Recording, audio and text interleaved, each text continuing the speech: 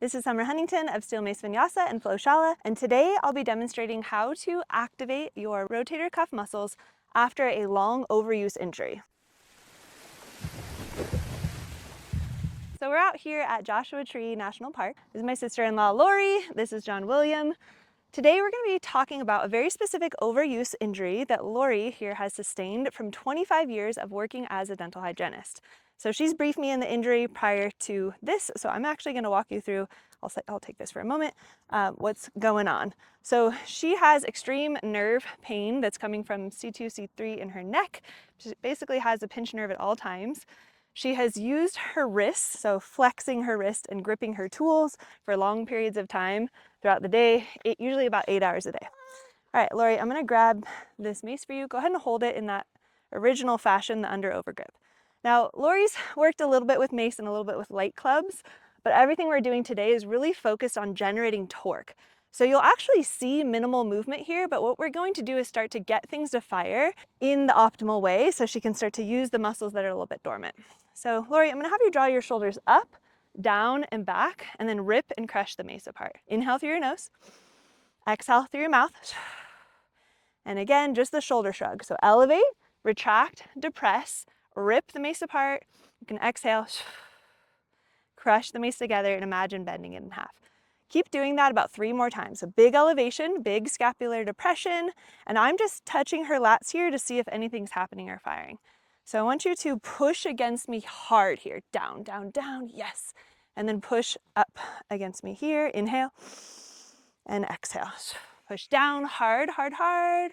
Good, and then push outward on both sides. Now when I touch her lats, everything is firing here. So with that same level of lat activation, inhale, draw the shoulders up, down, and back. And when they come down and back, start to corset your abdominals in, and I want you to pull the mace forward just a little bit. You can keep breathing.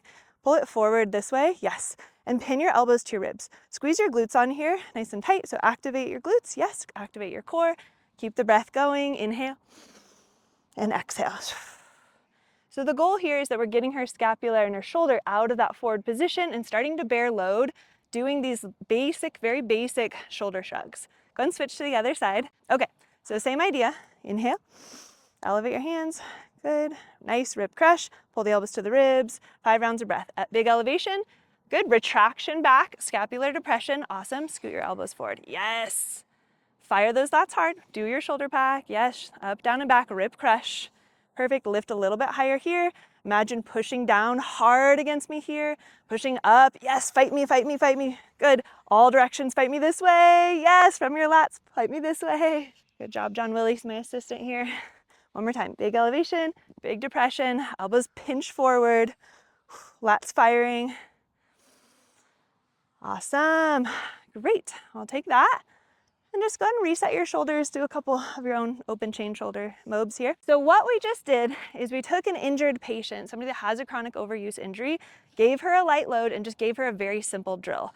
The lever was staying really close to her arm the whole time, and she was calling upon her deep inner stabilizing muscles to actually fire again in the appropriate fashion.